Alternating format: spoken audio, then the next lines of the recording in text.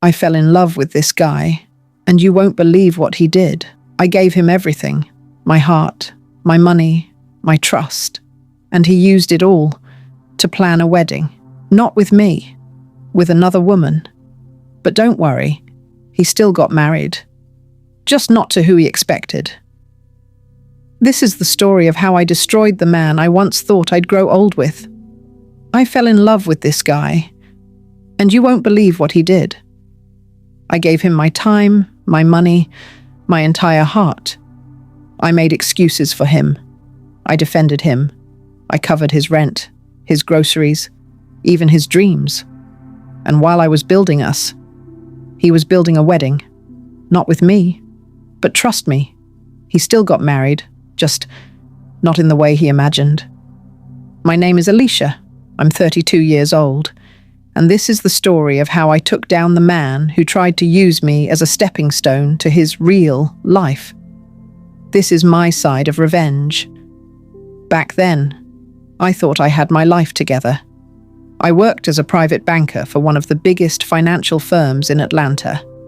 I wasn't flashy. I wasn't driving a Lambo or flexing Birkins on Instagram, but I was comfortable. I had a 2-bedroom apartment in Midtown, a walk-in closet full of tailored suits, and a view that reminded me every morning why I fought to make it out of the chaos I grew up in. But I was lonely. Not pathetic lonely, just tired of dating apps. Tired of guys asking what I brought to the table while they came to the table with lint and lies. Tired of men who felt emasculated by my success, or expected me to be their mother and therapist and wallet all in one. So when I met Marcus, I wasn't even trying. I had my walls up. It was late August, the air still thick with heat, and I'd just wrapped one of the most brutal quarters of my career. My girls dragged me out to a rooftop lounge to unwind. Nothing fancy, just drinks, music, and the Atlanta skyline. That's where I saw him. He was standing at the far end of the bar, leaning over some dusty-looking paperback, sipping whiskey like he was in a movie. He wasn't the hottest guy in the room, but there was something about him. He looked thoughtful, like someone who didn't need to say much to be interesting. I didn't approach him. He came to me. "Is that the Cabernet? Or the Merlot?" he asked, pointing to my glass. I laughed. Neither. This is whatever they had left at happy hour. That night, we talked for hours. His name was Marcus. He said he was an entrepreneur, in between projects, figuring out his next move. He told me he'd tried the corporate world, hated it, and was working on something that would change the way creatives brand themselves. He used a lot of vague, dreamy language. I didn't get all of it, but he sounded smart and passionate. And unlike the suits I worked with every day, Marcus listened. He asked about my childhood, about why I chose finance. He told me I had the kind of laugh that made people feel safe. It felt refreshing, like meeting someone who saw me outside of my job title and my paycheck. We went out again and again. And before I knew it, he was staying over, cooking me breakfast, talking about future plans, dropping lines like, "One day, when we get our own place." And I believed him. I remember the first time he couldn't pay for dinner. It was maybe our 3rd date. We were at a sushi spot downtown. The bill came, he reached into his back pocket, patted it, paused, and said, "Damn. I think I left my wallet in the car." I smiled and said, "No worries, I got it." And I meant it, because strong women don't trip over one dinner bill, right? But looking back, I realized something. He didn't go to the car. He didn't even pretend to try. He just thanked me, kissed me, and went on eating his spicy tuna like nothing happened. It didn't happen all at once. He didn't show up at my door begging for rent money the first week. No, Marcus was smarter than that. It started small. I'm out of gas, baby. Can you cash at me $20 real quick? I need a haircut before this meeting. You mind? Then it became, my rent's late. I had a client delay a payment. I'll pay you back next week. And later, I need a camera. I found this amazing deal, and it'll help me finally get my agency off the ground. I remember buying that camera. It was almost $2,000. I told myself it was an investment in his dreams. That's what couples do, right? We support each other. That's what he kept telling me. Every time I hesitated, he'd pull out the same speech. You believe in me like no one else does. When I blow up, you'll never have to lift a finger again. He even cried once. Real tears. Said I was the only person who made him feel like a man, like he mattered. And I ate it up. Because I wanted to believe in something. Because I was already in too deep. After a few months, Marcus basically lived with me. He still had a place somewhere across town, but I hadn't seen it. Ever. He said the lease was expiring, and he was crashing with friends in the meantime. So of course I offered him my place. I'd leave for work at 7 a.m. and come home to him sprawled on my couch, controller in hand, Xbox headset on, talking to someone named Ghost Reaper 99 about kill streaks and sniper builds. He never offered to help with groceries, never asked if I needed anything. He'd use my Netflix, my Wi-Fi, my DoorDash account, all of it. But when we went out, he was charming, thoughtful, told me I was beautiful, held my hand in public. And that's the most dangerous kind of manipulator, the one who doesn't take by force. He makes you give it willingly. There's something terrifying about realizing you're being used, but you still love the person doing it. I wish I could say I saw the signs earlier. I wish I could tell you I walked away the moment things started to feel off. But I didn't. Because love is blinding when you want it to work. And Marcus, he made me want it to work. There's this moment I remember. Small, but it stuck. I had just gotten back from a 12-hour shift at the bank. I was exhausted. My feet hurt. And my blouse had sweat patches I prayed no one noticed. I walked in and saw Marcus on the couch, shirtless, gaming. There were empty takeout containers on the counter, laundry unfolded, dishes in the sink. I sighed and said gently, "Hey babe, can you help me clean up a bit?" He didn't even pause his game. He just said, "Damn, I didn't think I'd be criticized the second you walk in." "I thought you'd be happy to see me." I apologized. That's how subtle it was. It wasn't yelling. It wasn't punching walls. It was emotional manipulation disguised as sensitivity. He'd say I didn't believe in him every time I questioned anything. He'd accuse me of acting like his ex if I got upset. He used my empathy against me. And it worked. Every single time. I started lying to myself. Oh, it's just temporary. He's trying. Once his business takes off, this will all be worth it. But nothing ever took off. The camera agency turned into a Twitch channel. Then it was music production. Then it was designing clothes. He'd jump from hustle to hustle like a frog on hot pavement.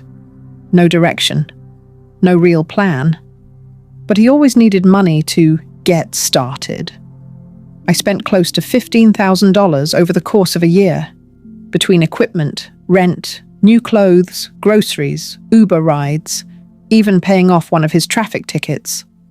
Once I gave him $400 to go help a friend with a move. Later, I found out he went to a music festival. He never had a job for more than a week, always a story. The boss was a racist. The job was toxic. They weren't paying what they promised. And I believed every one of them. There was a night, I think it was the beginning of the end. We were out to dinner, celebrating his birthday. I'd reserved a nice spot, nothing crazy, but expensive enough to make it special. I got him a new watch too, not a Rolex, but still. Halfway through dessert, he casually asked, "So when are you going to put me on one of your accounts?" Like, not access, but just to build my credit. You know I'm working on fixing my financials. I laughed. At first, I thought he was joking. He wasn't. I told him no. His whole mood changed. He got quiet, then irritated, then defensive. "I just think it's crazy that you claim to love me, but you don't trust me enough to do something that could help my future." That phrase, "you don't trust me enough to help my future," like I hadn't already built half of it for him. I didn't say anything else that night. I just drove him home and cried in the car after dropping him off. But that's what manipulators do. They isolate you from your intuition. They make you question the version of reality you can see clearly, until you're stuck between what's true and what you wish were true. By this time, he was full-on living with me. His name wasn't on the lease, but his presence was all over the space. His clothes were in my closet, his beard trimmings in my sink. His PS5 was plugged into my TV. He had the nerve to act annoyed when I asked him to help with laundry. I once left him at home for a weekend while I traveled for a client meeting in Chicago. When I came back, my fridge was empty, 3 of my wine bottles were gone, and he'd moved my furniture around because, quote, "your feng shui was off." My feng shui was off. The man didn't even pay the electric bill. To the outside world, Marcus was gold. He posted pictures of us with sweet captions. He called me his queen, his ride or die, his miracle woman. My friends, who didn't see what happened behind closed doors, thought we were perfect. Even my mum said, "He's not rich, but he seems to love you for who you are." That's the worst part of emotional abuse. No one sees the bruise if it's not on your skin. And I kept up the illusion too. Because if I admitted he was using me, I'd have to admit I let it happen. And that kind of shame, it eats at you. So I stayed. I kept quiet. I hoped he'd change. I prayed my love would be enough. But love without respect, without truth, that's just slow self-destruction dressed up as patience. Eventually, I stopped talking during arguments. I'd just go quiet. When he snapped at me for being too cold, I didn't respond. When he claimed I wasn't as fun as I used to be, I just nodded. I was mentally checking out, piece by piece. Until one night, after another long shift, I walked into our apartment and saw him in the kitchen, not cooking, not cleaning, just standing there shirtless, flexing in the mirror on his phone, taking selfies for Instagram. And in that moment, something inside me snapped. You ever have that moment where your whole body freezes, but your mind is racing? Your heart slows down, but your thoughts start sprinting in every direction. That's what it felt like the moment I saw her name on his phone. Let me back up. Things had been weird for a few weeks. Not obviously dramatic, not movie-level cheating signs, just subtle, annoying changes. Marcus had become busier. Suddenly, this man who'd spent months glued to my couch was always running errands. He started leaving the apartment around 11 a.m. and coming back after I was already in bed. When I asked what he was doing, he'd brush it off. Meeting a client? Networking. Helping my boy with something? Never details, always vague. And I, stupidly, didn't press too hard. Why? Because part of me was relieved he was finally doing something, even if I didn't know what. But then he got secretive. He started locking his phone, changed his passwords, turned his screen away when texting. When I asked, he laughed, said I was acting insecure, Said I was trauma dumping old fears from past relationships. And just like always, I shut up. I told myself not to become that woman, the clingy, suspicious, bitter type. It was a Thursday. I remember that because I'd worked a half day and came home early, hoping to surprise him with tickets to a food and wine festival the next weekend. He'd told me once he wanted to learn more about wine, because one day we're going to own a vineyard. Yeah, wild. When I got home, the apartment was empty.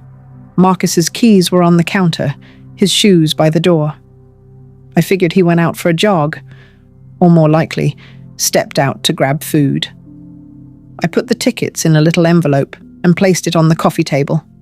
Then I started tidying. While folding some blankets on the couch, I heard it. Buzz. His phone. Left on the armrest. Normally I'd never. I really wouldn't. But something about that vibration felt off. I looked. The screen lit up with a preview message. Don't forget, cake tasting is Tuesday, can't wait to be Mrs. Fraser. I just stood there, staring, not breathing, not blinking. And my brain, my banker brain, the one that works in patterns and numbers and calculated logic, suddenly went into forensic mode. Mrs. Fraser? His last name was Fraser. I wasn't engaged. We hadn't even talked seriously about marriage. And then the horror clicked. This wasn't a joke. This wasn't spam. This was real. I picked up the phone. It wasn't locked. Not this time. I shouldn't have gone through it. But I did. And I will never, ever forget what I saw. There were texts, dozens of them, going back months. He called her babe, talked about wedding venues, discussed honeymoon plans, called her my future. There were photos. A picture of her in a bridal shop mirror, smiling in a white gown. Screenshots of a Pinterest board titled Our Wedding. A conversation where he reassured her, don't worry about the cost. I got it covered. God blessed me with someone who believes in me and funds my dream. I'm straight, baby. That line. God blessed me with someone who funds my dream. He was talking about me. I was the blessing. I was the bank. I was the stepping stone. He had used my love, my money, my apartment, to plan a future with another woman. And not just any woman, a clean-cut, Christian type from Alabama. Her Instagram bio said, saved by grace, nurse, future wife. I remember staring at her photos. She looked so pure, so sweet, no clue she was being played. But in that moment, I didn't care about her. I cared about me, and how utterly played I had been. I sat down. I couldn't even cry. My fingers felt numb. My spine buzzed like static.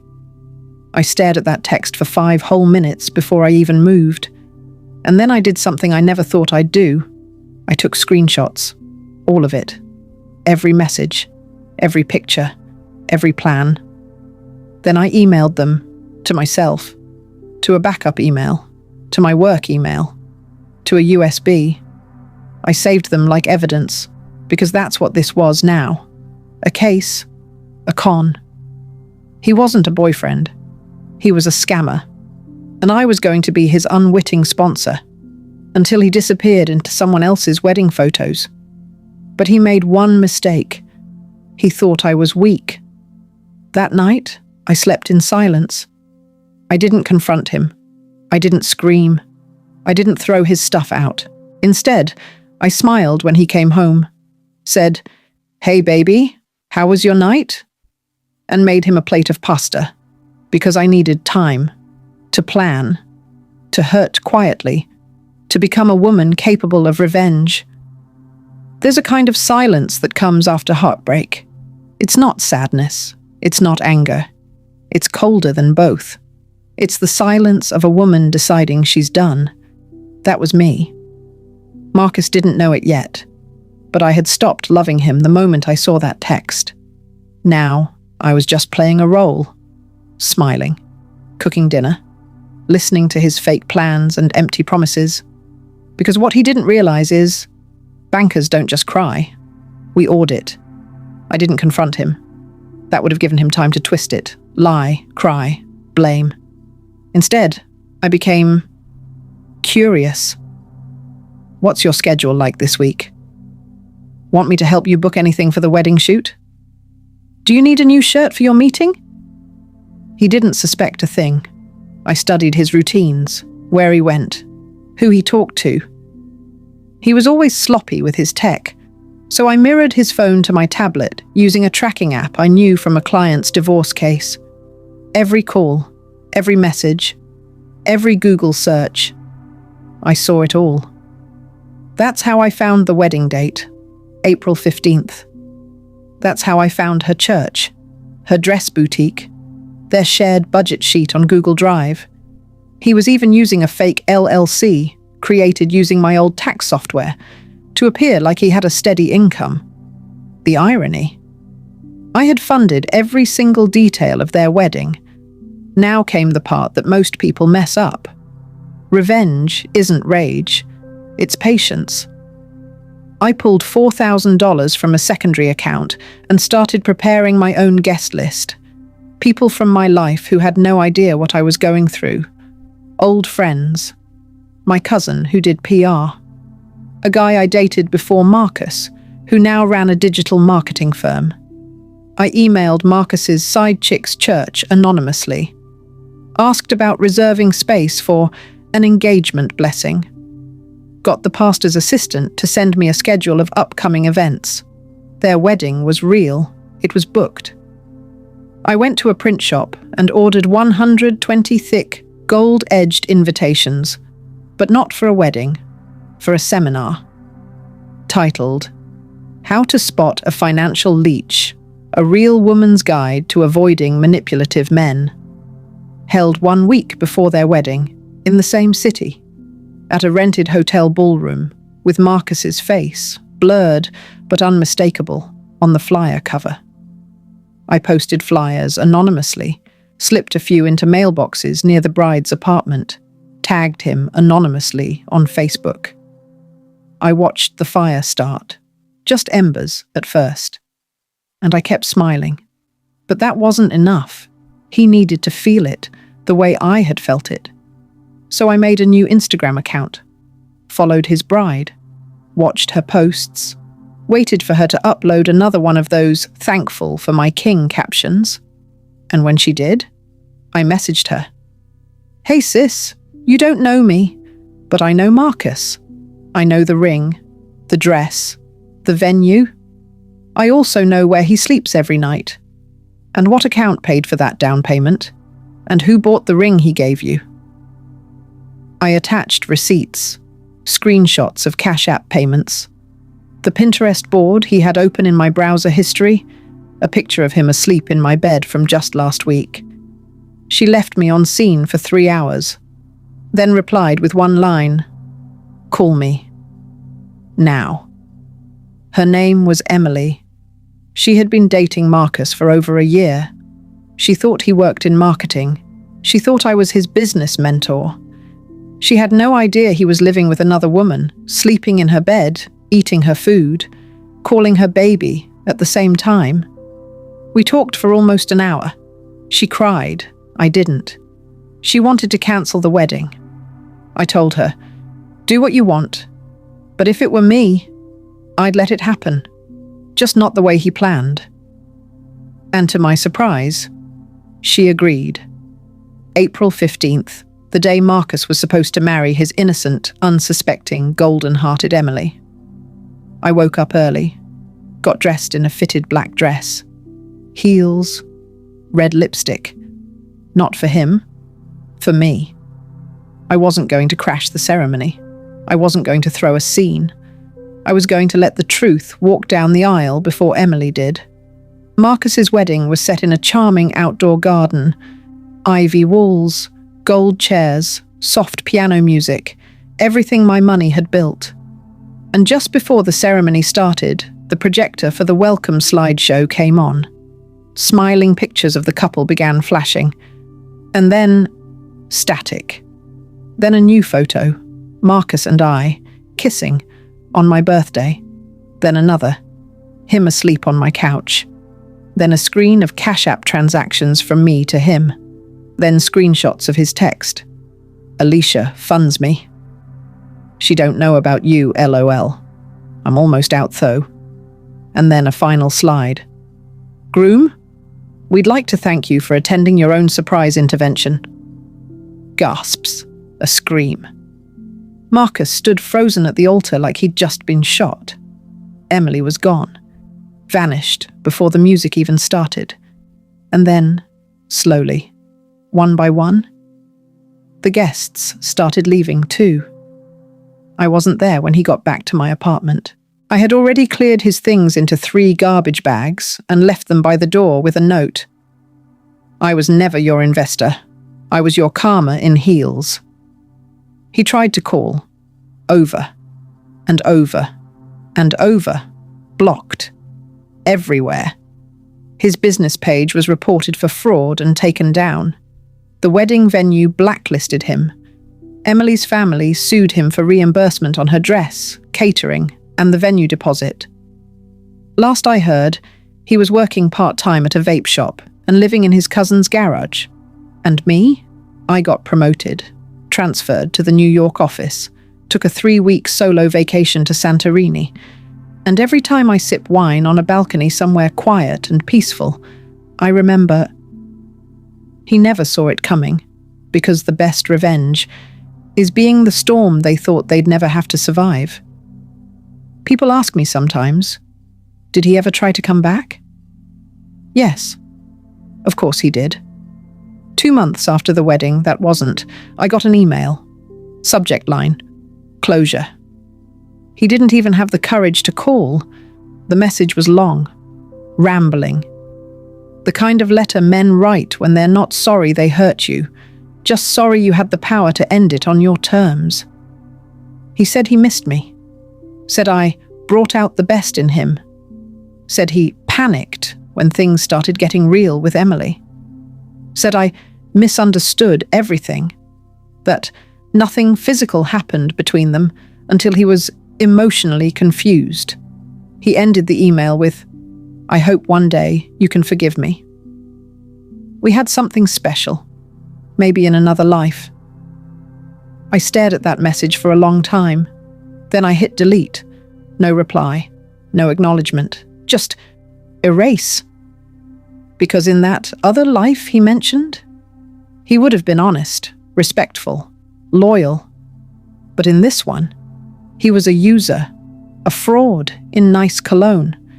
And I'm not going to spend this life mourning what could have been with someone who saw me as a bridge to better. The truth is, revenge doesn't always bring closure, but it does bring clarity. And that's worth everything. So that's my story. Not of heartbreak, but of waking up. Of finally choosing myself after years of dimming my light for someone who didn't even deserve a spark.